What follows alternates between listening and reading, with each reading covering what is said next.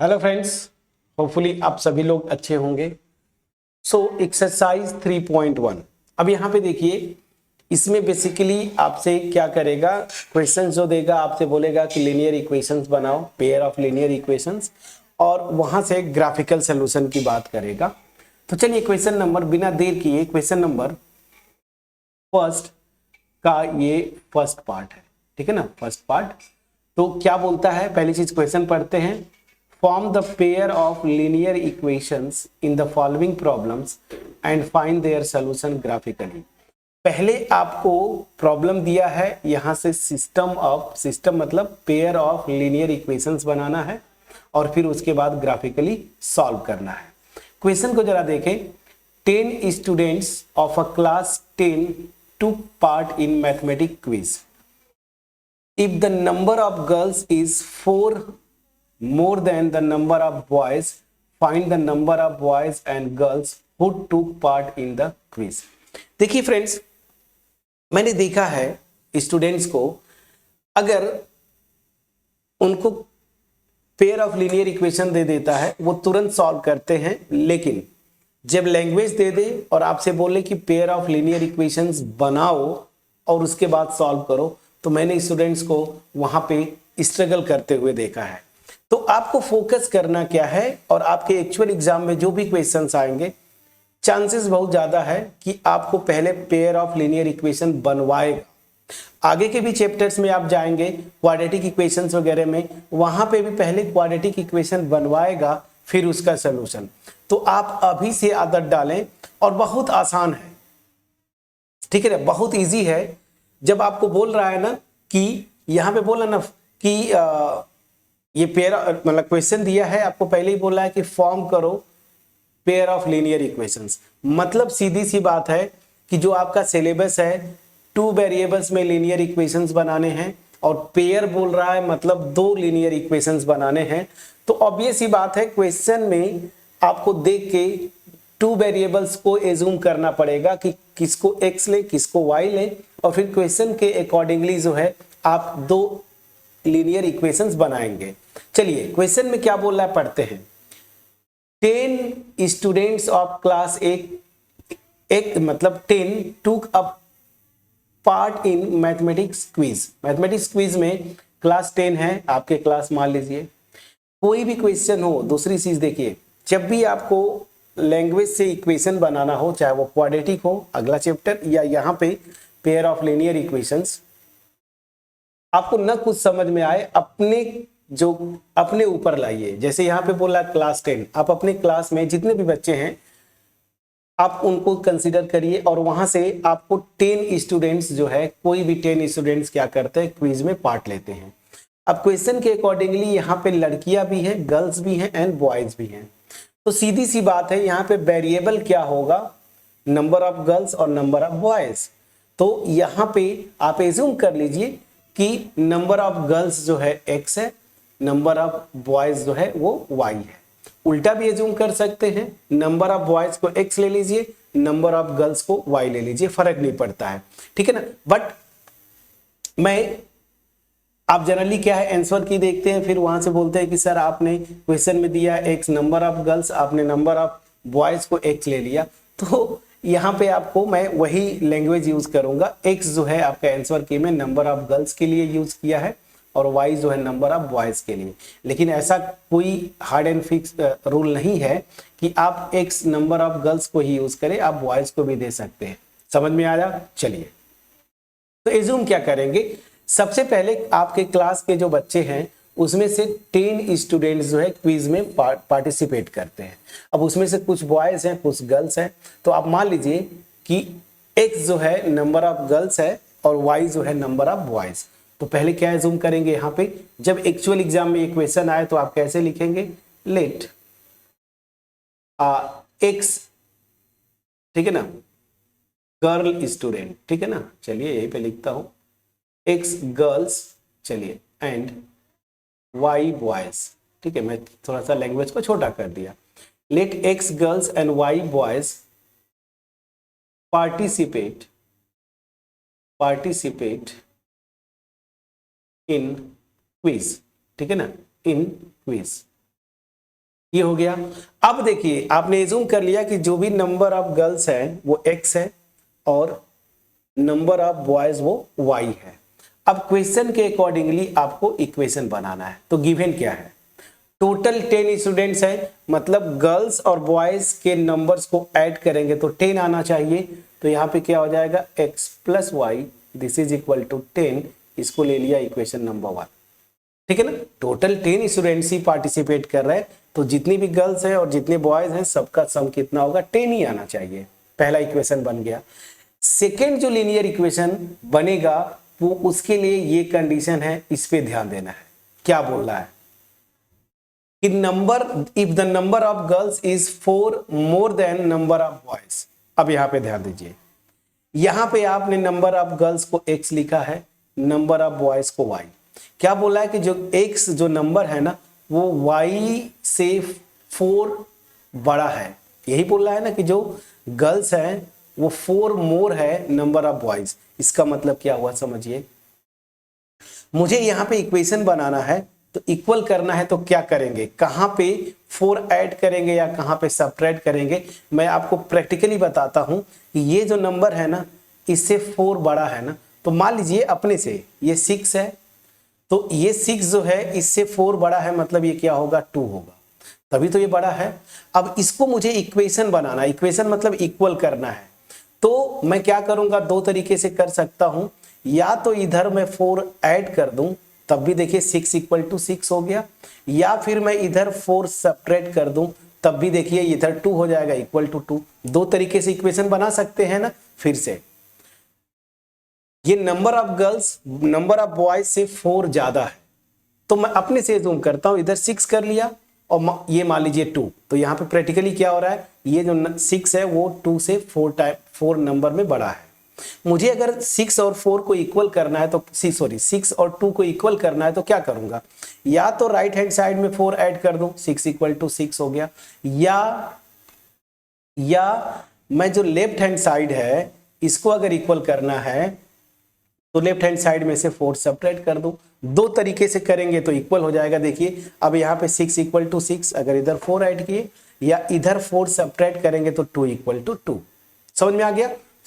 अब यहाँ पे ऑल्सो क्या करेंगे, ध्यान दीजिए, इधर नंबर ऑफ गर्ल्स इधर नंबर ऑफ बॉयज, या तो इधर 4 ऐड कर दीजिए या इधर 4 सब्ट्रैक्ट करेंगे।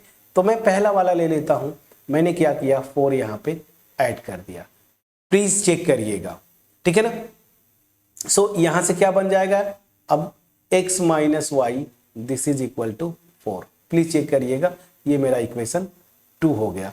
तो ये मेरे जो है सिस्टम ऑफ लीनियर इक्वेशंस बन गए। यहां पे मैं आपको क्लियरली एक्सप्लेन कर पाया कि नहीं फ्रेंड्स, प्लीज बोलिए, ठीक है। यहां पे क्लियर समझ में आया होगा। अब यही इक्वेशन आता जो मैं बोल रहा था ना, x और y अगर आप लीजिए, ठीक है ना, और मैंने क्या बोला था, दूसरा तरीका था इसको -4 कर देते, तब भी सेम आता। y को इधर लाइए तो x माइनस वाई, 4 को इधर ले जाएंगे तो ये माइनस है, इधर जाके 4, सेम इक्वेशन बनेगा। समझ में आ गया। तो प्रैक्टिकली इक्वेशन बनाने में किस वेरिएबल में ऐड करना है या किस वेरिएबल से सब्ट्रैक्ट करना है वो आप नंबर लेके वेरीफाई कर लीजिए। मैंने स्टूडेंट्स को स्ट्रगल करते हुए देखा, इसलिए मैंने थोड़ा सा आइडिया दिया कि कैसे आप इक्वेशंस बनाएंगे। पहला पार्ट आपका हो गया कि लीनियर इक्वेशंस, मैंने पेयर ऑफ लीनियर इक्वेशंस बना दिए। अब क्या बोल रहा है, यहां पे आते हैं सेकेंड पार्ट। सॉल्यूशन कई तरीके से कर सकते हैं, जब आगे आप सब्स्टिट्यूशन और एलिमिनेशन पढ़ लेंगे तो बहुत इजी हो जाएगा, बट यहां पे फोर्सफुली आपको बोला है ग्राफिकल सॉल्यूशन। अब देखिए यहां पे मैं तो तुरंत खींच देता ग्राफ ना, स्ट्रेट लाइंस का, दोनों स्ट्रेट लाइन का ग्राफ मैं फटाफट खींच देता इंटरसेप्ट फॉर्म में बदल के, बट चूंकि आपने स्ट्रेट लाइन नहीं पढ़ा है, आप क्लास 11th में है स्ट्रेट लाइंस वगैरह का पोर्शन, तो मैं आपको जो इस लेवल पे एनसीईआरटी में जो आपका सॉल्यूशंस दिया है उस तरीके से मैं आपको करने की कोशिश करता हूं। तो क्या करना है, अब तो यहाँ पे ग्राफ पेपर मेरे पास है नहीं, आपके पास होगा, वो ऐसे लाइंस खींची होती है, आपको पता है। यहां पे कैसे करेंगे, कॉपी में आप तो क्या करिए, पहला इक्वेशन जो दिया है ना, मैं यहां कर दूं, पहला इक्वेशन में y को लेफ्ट हैंड साइड में रखिए, x को राइट में ले जाइए, पहला इक्वेशन मेरा ये हो गया। दूसरा इक्वेशन जो देखिए यहां से, और दूसरा इक्वेशन मेरा ये है, तो यहां से y इक्वल टू क्या हो जाएगा, दूसरे इक्वेशन की मैं बात बोलता हूं, सेकेंड इक्वेशन, तो y इक्वल टू क्या हो जाएगा, x माइनस 4। ये होगा फ्रेंड्स, बिल्कुल होगा। अब क्या करना है, मुझे इन दोनों लाइंस को ग्राफ पेपर पे खींचना है। तो क्या करिए, वैल्यूज लीजिए। पहले क्या करिए, यहां पे x और यहां पे y की वैल्यूज ना पहले वाली लाइन के लिए आप ड्रॉ करिए, ठीक। अदरवाइज ग्राफ तो मैं तुरंत खींच सकता हूं, लेकिन आपको यहां पे खींचना है। पहले x की वैल्यू 0 सेट करिए ना। x की वैल्यू जब 0 है तो y की वैल्यू मेरी क्या आ रही है, 10। समझ में आ गया। और ध्यान दीजिए y 0 कब होगा, तो यहां पे आप देखिए x की वैल्यू 10 रख देंगे तो y की वैल्यू 0 हो गई। अब एक वैल्यू निगेटिव ले लीजिए, तो मैं x को अगर 11 सेट करूंगा तो y की वैल्यू मेरी क्या, या 12 सेट कर दीजिए, 12 सेट किया तो इसकी वैल्यू मेरी -2 आएगी। एक जस्ट टेंटेटिव बता रहा हूं कि आप जब भी ग्राफ खींचना है एक स्ट्रेट लाइन का, तो पहले y इक्वल टू, y को लेफ्ट हैंड साइड में रखिए, राइट हैंड साइड में कांस्टेंट टर्म और x को कर दीजिए। x की वैल्यूज 2-3 आपको लेना होता है, गेस करना होता है। सबसे पहले x इक्वल टू 0 लीजिए, तो y की वैल्यू मेरी क्या आ जाती है, 10। तो x 0 कहां पे होगा, देखिए यहां पे, तो y की वैल्यू मेरी क्या आ रही है, 10। तो वो पॉइंट ग्राफ पेपर में आप जैसे यूनिट बना लीजिए, मान लीजिए मैं ये ऐसे यूनिट बनाता हूं, 2 यूनिट का ये रेड सिंबल, तो 2 यहाँ पे, 4 यहाँ पे, 6 यहाँ पे, 8 यहाँ पे, 10 यहाँ पे। तो ये जो मेरा पॉइंट आ रहा है, ये वाला पॉइंट, ये मेरा क्या है, जब x 0 है तो y की वैल्यू मेरी क्या आ रही है, प्लीज चेक करिएगा, 10। फिर देखिए जब x को 10 लेना है तो ये 2 यूनिट में बनाइए, मान लीजिए ये 2 यूनिट, 4, फिर यहाँ पे 6, फिर यहाँ पे 8, यहाँ पे मान लीजिए 10। तो मैं देख रहा हूं कि जब x 10 है तो y की वैल्यू 0, y की वैल्यू 0 हमेशा x एक्सिस पे होती है, आपने पढ़ा हुआ है।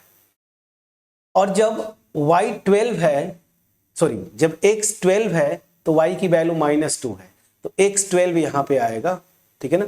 तो y की वैल्यू -2 आएगी, तो यहाँ पे -2 मान लीजिए ये है, तो यहाँ पे आ गया ये पॉइंट मेरा क्या है, 12, -2, यहाँ पे ये पॉइंट आएगा। तो अब क्या करना है, पहली स्ट्रेट लाइन खींचना है, तो बस इन पॉइंट्स को मिला दीजिए। एक पॉइंट ये था, एक पॉइंट मेरा यहाँ है, तो ऐसे आप मिलाइए, ठीक है। मैं थोड़ा सा प्रॉपर नहीं बना, मैं इसको नीचे खींच लूंगा, ऐसे में मिलाते हुए, मान लीजिए ये पॉइंट मेरा था 12, -2, ये मेरा पॉइंट ये है, और ये वाला पॉइंट जो है 0, 10, ये मेरी पहली स्ट्रेट लाइन आ गई। अब ध्यान दीजिए सेम आपको क्या करना है दूसरी स्ट्रेट लाइन के लिए, फिर x और इधर y, फिर वैसे ही आपको क्या करना है, वैल्यूज खींचनी है। पहले x 0 ले लीजिए, जैसे ही x 0 लिया, y की वैल्यू मेरी -4, बड़ा इंटरेस्टिंग। x जब 0, y की वैल्यू -4, x को मैं 4 लूंगा तो y की वैल्यू 0, और x को फॉर एग्जांपल मैंने 6 ले लिया तो y की वैल्यू 2। तो क्या करना है, ऐसे ही एक निगेटिव और किस पे 0 होता है और कहां पे पॉजिटिव आ रहा है। अब चलिए ये वैल्यू के लिए मैं व्हाइट वाला, सेकेंड वाले के लिए व्हाइट लाइन खींचूंगा। तो x जब 0 है, x 0 कहां पे होता है, इस y एक्सिस पे, तो y की वैल्यू -4 है, तो ये -2 था, यहाँ पे मान लीजिए -4, तो ये मेरा क्या हो जाता है, जब x 0 तो y की वैल्यू -4, ये मेरा पॉइंट आ गया। फिर जब x 4 है, ध्यान दीजिए 4 यहाँ पे आता है, ये मेरा 4 है, जब x 4 है तो y की वैल्यू 0, x एक्सिस पे जाएगा। और फिर x जब 6 लिया मैंने, 6 यहाँ पे है तो y की वैल्यू 2 है, ये इधर कहीं आएगा। x जब 6 लिया आपने, ध्यान दीजिए, तो y की वैल्यू क्या है, 2, ठीक है ना। अब इसमें जरा देखिए, जब x की वैल्यू 6 रखेंगे तो y की वैल्यू कितनी आएगी, देख लीजिए यहाँ पे। तो मतलब क्या हुआ, सिंपल सी बात है, ये लाइन ऐसे पास करते हुए जाएगी, तो दूसरी वाली लाइन को मैं ऐसे ऐसे खींच दिया, ठीक है ना, आगे बढ़ा दिया। तो देखिए ये एक पॉइंट है जहां पे ये इंटरसेक्ट कर रहे हैं, मतलब दोनों की वैल्यू सेम आएगी। अब वो पॉइंट आपको निकालना है, तो ये 6 है और यहाँ पे 8 है, मतलब बीच में कहीं ना कहीं 7 आ रहा है। ध्यान दीजिएगा, बीच में कहीं ना कहीं ये 7 है, तो x की वैल्यू 7 है, ठीक है ना। तो यहाँ पे y एक्सिस पे ये 0 होता है। बस आपको क्या करना है, एक हिट एंड ट्रायल से मैंने खींचा, ग्राफ पेपर पे जब आप खींचेंगे तो x = 7 जब लेंगे ना, तो उस पे इन दोनों की वैल्यू सेम होंगी। कैसे चेक कर लीजिए, x की वैल्यू 7 रखिए तो y की वैल्यू क्या आ जाएगी, 10 - 7, 3। और x की वैल्यू यहाँ पे 7 रखिए, तो 7 माइनस 4 क्या आ गया 3। तो ध्यान दीजिए फ्रेंड्स, जब मैं x की वैल्यू 7 रखता हूं तो पहली वाली लाइन के लिए भी y की वैल्यू क्या आती है 3, दूसरे वाले के लिए भी क्या आता है 3। और याद करिए मैं जब थ्योरी बता रहा था तो अगर ये दो लीनियर इक्वेशंस है तो सॉल्यूशन की बात करेंगे, अगर यूनिक सॉल्यूशन होता है तो ऐसी x की वैल्यू और ऐसी y की वैल्यू जो दोनों इक्वेशन को साथ साथ सेटिस्फाई करे। तो ये 7x की वैल्यू और y की वैल्यू 3 जो है ये दोनों को साथ साथ सेटिस्फाई कर रहा है। रख के देख लीजिए, 7 + 3 10 आ गया, और यहाँ पे रख के देखिए 7 - 3 4 आ गया। तो मतलब क्या हुआ, ये मेरा जो है ना ये पॉइंट है, और ये पॉइंट है क्या 7,3। तो यही मेरा सोल्यूशन हो गया ग्राफिकली। मैं आपको बता पाया कि नहीं, प्लीज बोलिएगा। तो ग्राफ पेपर पे खींचेंगे और करेक्टली आप जाते हैं, बट यहां से भी देखिए एक आइडिया लग जाता है। ग्राफ पेपर तो ऐसे ही होगा ना, यूनिट बना के देता है। तो आप देखेंगे 7 जो पॉइंट है x = 7, उसके करस्पॉन्डिंग y की वैल्यू 3, इसकी भी आएगी, इसकी भी आएगी, मतलब ये सोल्यूशन हुआ, एक ही पॉइंट पे इंटरसेक्ट करता है। तो अब फाइनली क्या लिखेंगे सोल्यूशन में, सो graphically solution of above pair of linear equations is क्या है फ्रेंड्स, x की वैल्यू 7 और y की वैल्यू 3। अब ध्यान दीजिए ये मेरा आ गया, तो x क्या था, नंबर ऑफ गर्ल्स। तो आंसर आप लिखेंगे तो नंबर ऑफ गर्ल्स कितनी है, गर्ल्स ये है 7, और नंबर ऑफ बॉयज कितनी है फ्रेंड्स, ये y आपने एज्यूम किया था 3। तो ये आपका फाइनल आंसर होगा कि number of girls is 7 and number of boys is 3। ये आपका आंसर होगा। ठीक है, समझ में आ गया कि नहीं फ्रेंड्स, प्लीज बोलिएगा। अब आते हैं इसी का क्वेश्चन फर्स्ट का सेकेंड पार्ट है, जो कि यहां पे दिया हुआ है। ठीक है ना, मैंने यहां पे लिखा है, ये देखिए सेकेंड पार्ट है। तो चलिए क्वेश्चन फर्स्ट का सेकेंड पार्ट यहां से करते हैं। अगेन होपफुली पहला क्वेश्चन जो था, इक्वेशन बनाने में जो आपको प्रॉब्लम होती है वो मैं आपको बता पाया होऊंगा, और इसका ग्राफिकली कैसे आप सॉल्व करते हैं, इस तरह से आप वैल्यूज लेके आप करके निकाल लेंगे। अब चलिए क्वेश्चन नंबर फर्स्ट का सेकेंड पार्ट। अगर यहां पे कोई डाउट होगा कमेंट सेक्शन में जरूर लिखेंगे, और अगर बिल्कुल क्लियरली पहुंच पाया होगा तो भी कमेंट सेक्शन में अप्रिशिएट जरूर करिएगा। चलिए अब क्वेश्चन नंबर फर्स्ट का सेकेंड पार्ट क्या बोलता है, 5 pencils and 7 pens together cost ₹50, whereas 7 pencils and 5 pens together cost ₹46. Find the cost of 1 pencil and that of 1 pen. ठीक है ना, ग्राफिकली करना है इसको। तो सबसे पहले आपको सिस्टम ऑफ लीनियर इक्वेशंस बनाने पड़ेंगे। तो यहां पे क्या है, कॉस्ट की बात कर रहा है ना, cost of 1 pencil and cost of 1 pen. तो क्या एज्यूम कर लेंगे, लेट कॉस्ट ऑफ 1 पेंसिल ना, पेंसिल बी रुपीज मान लीजिए x, एक पेंसिल का दाम जो है कितना है x रुपीज, एंड पेन का तो यहां पे लिख दीजिए एंड दैट ऑफ 1 पेन, ठीक है ना, बी कितना ₹y। ठीक है, आपने ये जूम कर लिया कि एक पेन, क्वेश्चन को देख के क्या बोला, 5 पेंसिल 7 पेन्स का जो कॉस्ट है वो कितना है ₹50, 7 पेंसिल और 5 पेन्स का टुगेदर कितना है ₹46। तो बोल रहा है कि एक पेन और एक पेंसिल का, एक पेंसिल और एक पेन का कॉस्ट बताइए। तो कॉस्ट पूछ रहा है तो आप मान लेंगे कि एक जो पेंसिल है उसका कॉस्ट क्या है ₹x, और एक पेन है उसका कॉस्ट क्या है ₹y।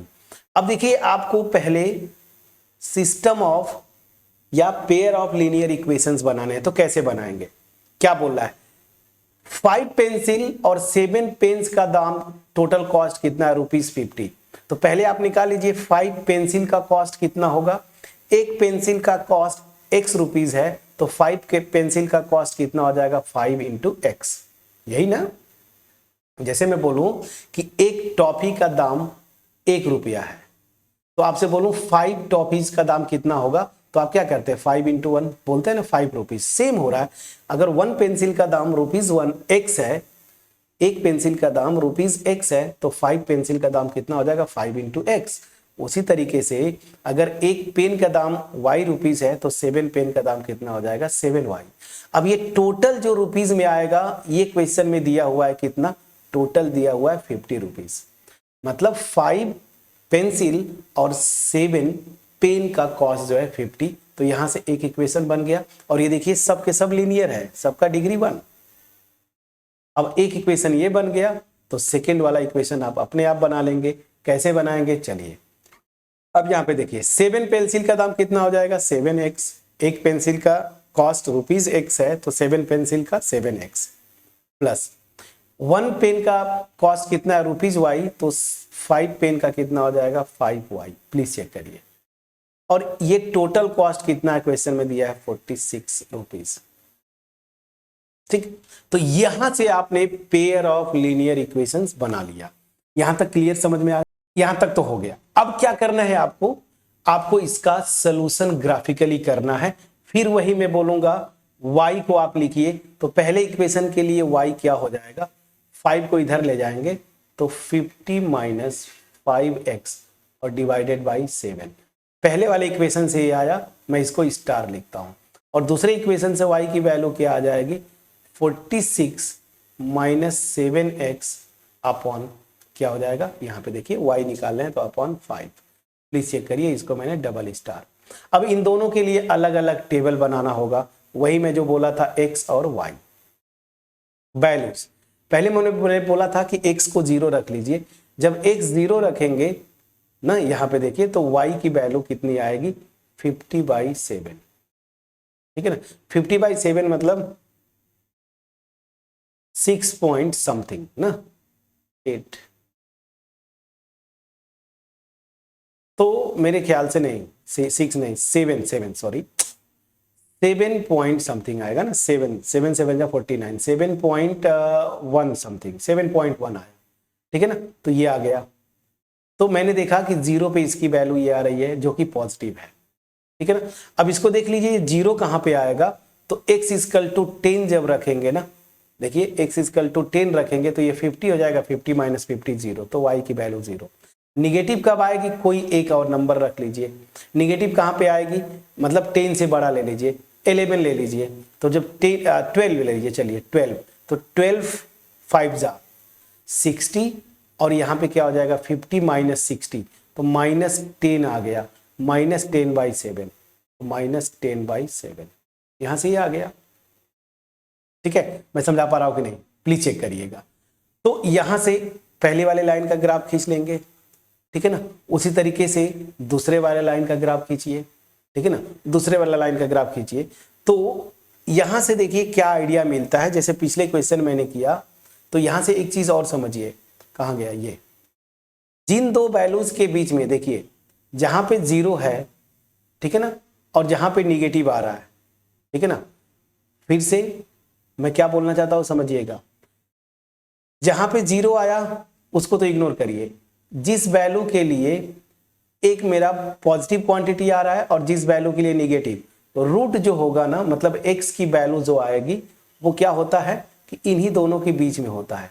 मतलब x की वैल्यू 0 और x की वैल्यू 2, जहां पे पॉजिटिव था और जहां पे निगेटिव था, इसी के बीच में आपका आंसर आता है। x की वैल्यू देखिए 7। तो उसी तरीके से यहां पे मैं देख रहा हूं कि पॉजिटिव 0 पे आ रहा है और निगेटिव 12 पे आ रहा है। मतलब क्या हुआ कि आप अप्रोक्सीमेटली एक आइडिया बता रहा हूं कि जो आंसर आना चाहिए 0 और 12 के बीच में आना चाहिए। उसी तरीके से इस लाइन के लिए भी कर लीजिए, इस लाइन के लिए भी करिए। तो ये देखिए 46 है और ये 0 कहां पे आएगा पहली चीज, तो देखिए पहले x इक्वल टू 0 रखेंगे इसके लिए और यहां पे y, तो x इक्वल टू 0 आप रख के देखिए। ठीक है, तो जब 0 रखेंगे x की वैल्यू तो y की वैल्यू 46/5 पॉजिटिव आ गया। ठीक है, अब ये 0 कहां पे आएगा, तो 0 आपको निकालने के लिए ये क्वांटिटी 46 चाहिए। ठीक है ना, तो 46/7 जब ये लेंगे x की वैल्यू 46/7 तब जाके ये मेरी वैल्यू 0 आएगी। और 46/7 मतलब 6 पॉइंट समथिंग ये आएगा। तो वो पेपर पे आप ड्रॉ करेंगे, ध्यान दीजिएगा। और निगेटिव कब आएगा, जैसे इससे कोई भी एक बड़ी क्वांटिटी आप ले लेंगे ना, तो बड़ी क्वांटिटी आप ले लीजिए। तो जैसे यही से मैं समझ में आ रहा है कि अगर 7 ले लूँ, मैं ध्यान दीजिए x की वैल्यू 7 ले लूँ तो निगेटिव आ जाएगा, 6 पे नहीं आएगा, 7 पे आएगा। x = 7 ले लीजिए तो आप देखेंगे निगेटिव आ जाएगा। 49 तो -3/5, प्लीज चेक करिए, ठीक है। तो अब देखिए, अब आपने ये टेंटेटिव ग्राफ खींचा, अब इसको ग्राफ इसको 8 कर लीजिए ना, 2 का यूनिट बनाएंगे, आप 8 ले लीजिए, ज़्यादा अच्छा रहेगा। तो इसको मैंने 8 जब लिया तो ये कितना हो जाएगा, 56 होगा। प्लीज चेकिए, 7 8 जा 56 ना, और यहाँ पे 46 है तो -10 आ गया, तो -10, ठीक है ना, बाई 5 मतलब -2, तो 8 पे जो है नेगेटिव आ गया। अब जब ग्राफ खींचना है आपको तो इसी तरीके से, अब देखिए पेपर यहाँ पे जरूरत पड़ेगा, मैं तो टेंटेटिव बता रहा हूँ ना, अगर वो पेपर रहता, ग्राफ पेपर, तो वहां से बड़ा आसानी से आप खींच पाएंगे। एनीवे चलिए मैं खींचता हूँ। पहली लाइन को मैं रेड करूंगा,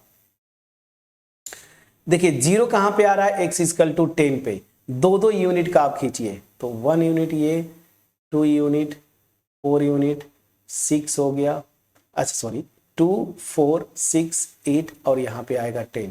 यहाँ पे जब 10 है तो ये मेरा 0 आ रहा है, ठीक है ना।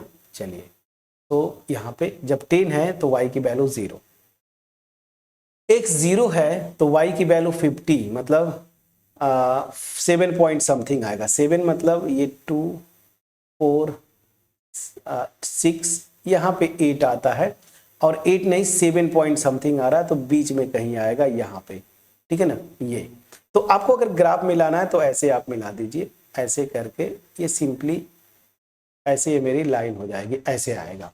दूसरी पे आते हैं, वाइट से मैं खींचूंगा इस वाले को। x जब 0 है तो y की वैल्यू अगेन पॉजिटिव है, और ये कितना है ध्यान दीजिएगा, ये मेरा आ रहा है बहुत ज्यादा आएगा, 9 कहाँ पे जाएगा, देखिए अगर मैं रेट करूं तो यहाँ पे 10 है, यहाँ कहीं होगा 9, प्लीज चेक करिएगा। ये मेरा पॉइंट है, तो ये मेरा पॉइंट है 46/5, x = 0 पे, ये वाला पॉइंट है, यहाँ पे कहीं 9 है, ठीक है ना। तो व्हाइट मुझे खींचना है तो मैं व्हाइट कर देता हूं इसको, और देखिए 0 किस पे आ रहा, 46, ये 6 पॉइंट समथिंग, मतलब यहाँ पे कहीं ये 0 आ रहा है, ठीक है ना, यहाँ पे कहीं होगा। तो आप ऐसे मिलाएंगे, देखिए ये ऐसे लाइए, ऐसे थोड़ा सा टेढ़ा, गड़बड़ हो गया। मैं इसको अगर प्रॉपर मिलाना है तो थोड़ा सा और स्लोप ज़्यादा देना पड़ेगा। चलिए मैं थोड़ा डॉट करके करता हूँ ताकि इसी पॉइंट पे आके मिले, ऐसे जाएगा। मान लीजिए ये बीच वाला पॉइंट है, तो मेरी स्ट्रेट लाइन जो है ये वाली कुछ ऐसे आएगी, ये ऐसे, ठीक है ना। तो यहां से ये किस पॉइंट पे इंटरसेक्ट कर रही है, ये पॉइंट है, और ये पॉइंट ग्राफिकली अगर देखें आप तो क्या है, 4 और 6 के बीच में आएगा, ठीक है ना। यहां से 4 और 6 के बीच में आने की मतलब आ रहा है, ऐसा मुझे लग रहा है कि 4 और 6 के बीच में आएगा। बट थोड़ा सा और अच्छे से करें इसको, देखें 4 और 6 के बीच में आएगा, पेपर आपको अच्छे से ड्रॉ करना पड़ेगा। चलिए थोड़ा सा और अच्छे से करते हैं ना। हा, ये तो पूरा मेरा मिट गया, रेड किया था मैं। चलिए रेडी करते हैं, मैंने ध्यान नहीं दिया फ्रेंड्स। चलिए ये ऐसे था, ठीक है। तो ये वाला मेरा, ठीक है ना, 9 से थोड़ा सा ऊपर जाएगा, यहाँ पे है 0 है, 0 मेरा 46/7, तो ये मेरा आएगा 6 पॉइंट समथिंग, मतलब इधर कहीं आएगा ऐसे, ठीक है ना। तो अगर मुझे इसको मिलाना है तो स्लोप थोड़ा सा और नीचे लाना पड़ेगा, ऐसे कुछ आएगा नीचे। इसमें बड़ा केयरफुल होना पड़ता है आपको, ताकि चीज़ें जो है थोड़ी सी क्लियर हो पाए। मेरा अच्छे से नहीं बन पा रहा, यही अब पेपर देखिए, इसीलिए मैं बोलता हूँ ना, आप पेपर पे खींचिएगा, पेपर लेके आप खींचिएगा, ड्रॉ करना आप जानते हैं, थोड़ा सा पेपर पे लेके खींचिएगा। अब ऐसे मैं मिला देता हूँ, चलिए ठीक है, ऐसे मैं मिला देता हूँ। अब यहाँ पे ये कहीं इंटरसेक्ट कर रहा है, अब ये पॉइंट क्या होगा, ठीक है ना। तो इसको आपको पेपर से ज्यादा क्लियरली समझ में आता है। ये पॉइंट इधर कहीं आ रहा है और ये पॉइंट होगा क्या, तो एक बार हीट एंड ट्रायल से मैं करूंगा क्योंकि मेरे पास पेपर तो है नहीं। ये थोड़ा आसानी से दिख गया लेकिन ये मतलब फ्रैक्शन में चला जा रहा है, इस वजह से दिक्कत है। तो मैं देखता हूं कि कहाँ गया, ये दोनों जो वैल्यू है इक्वल कब आएंगी। सो ये जरा देखिए 3 रखते हैं, अगर आप हीट एंड ट्रायल से करते 3 रखते हैं तो 50 माइनस 15/7 ये कितना आ जाएगा 5 और 35/7 ये 5 आ जाएगा। और यहाँ पे अगर आप 3 रखते हैं x की वैल्यू तो यही अंदाज से दिख रहा है कि 3 समथिंग आएगा। 46 माइनस 21/5 तो ये मेरा आ जाएगा 5/2/5 5 देखिए बराबर आ गया। तो एक हीट एंड ट्रायल से ना, हीट एंड ट्रायल से मैंने किया, बट आप पेपर से एग्जैक्ट खींचिएगा तो यही आएगा। तो सोल्यूशन क्या आ रहा है, x की वैल्यू मेरी कितनी आ रही थी, x की वैल्यू मैंने 3 रखा था तो y की वैल्यू जो आ रही थी वो मेरा 5। तो मेरा सोल्यूशन क्या हुआ कि x3 y5। अब x3 मतलब क्या हुआ कि 1 पेंसिल का कॉस्ट जो है रुपीस क्या हो जाएगा, तो कॉस्ट ऑफ, यहां पे लिखता हूं cost of 1 pencil this is equal to ₹3 और cost of 1 pen this is ₹5 ना। यहां से एक आइडिया आपको मिलता है। क्लियर हुआ कि नहीं फ्रेंड्स, प्लीज बोलिए। सो थोड़ा सा ये ग्राफ पेपर पे आप जाइएगा, इसीलिए प्रॉपर एग्जैक्ट निकालना है तो ग्राफ पेपर चाहिए। इस वजह से बिना ग्राफ पेपर के नहीं होगा। ग्राफ पेपर आप ले लीजिएगा, बट ग्राफिकली कैसे आप निकालते वो मैंने आपको बताया, ठीक है। अब चलिए, तो ये जो क्वेश्चन था मैंने जो ग्राफिकली जाने की कोशिश किया, यहाँ पे थोड़ा एग्जैक्ट आइडिया नहीं लग रहा था, बट हीट एंड ट्रायल से 3 पे आ गया, ठीक है ना। बट आप अगर ग्राफ पेपर लेके और एग्जैक्ट आप खींचेंगे तो आप देखेंगे 3 आ जाता है इसका। ये जो पॉइंट ऑफ इंटरसेक्शन है x = 3 पे आता है और ये मेरा पॉइंट क्या है 3,5 ना। तो ये मेरा सोल्यूशन होता है इन दोनों का। तो होपफुली यहाँ पे मेन जो है आपका, अगर ग्राफ पेपर देगा तब तो आप इजिली निकाल लेंगे, लेकिन मेन क्या था, ये linear equation banana, pair of linear equation. तो यहाँ पे हमने इसको बनाया और ग्राफिकली जाके हमने इसको सॉल्व करने की कोशिश किया। होपफुली ये मेरा जो एफर्ट है वो आपके पास पहुंच पाया होगा। सो चलिए अब क्वेश्चन नंबर 2, ये बहुत आसान है। क्या बोला है, ऑन कंपेयरिंग रेशियोज। देखिए यहाँ पे ये ऑलरेडी मैंने थ्योरी में बताया था। Find out where the line representing the following pair of linear equation intersect at a point और पैरेलल और कोइंसिडेंट। तो एक एक कॉन्सेप्ट मैंने बताया है। मैं फिर से रिक्वेस्ट करूंगा, अगर आप डायरेक्ट इसी वीडियो पे आ गए हैं तो प्लीज थ्योरी पोर्शन पहले देखें और उसके बाद इन क्वेश्चंस पे आए, ठीक है। तो होपफुली ये जो एफर्ट था आपके पास पहुंच पाया होगा, क्योंकि बिना पेपर के जो ग्राफ पेपर होता है ना, ये एग्जैक्ट जो सोल्यूशन है वो यहाँ पे ऐसे कैसे आप निकाल पाएंगे। तो वो पॉइंट वाइज मैंने फिर भी कोशिश किया आपको एक थोड़ा सा टेंटेटिव बताने का, बट ग्राफ पेपर लेके आप ड्रॉ करिएगा, देखिएगा बड़े आसानी से आपका आंसर आ जाता है। फिर भी मैंने पहला बहुत एग्जैक्टली दिख गया था। यहाँ पे गड़बड़ इसलिए हो रहा था क्योंकि नंबर्स फ्रैक्शन में आ रहे थे ना, तो इस वजह से थोड़ा सा प्रॉब्लम हुआ।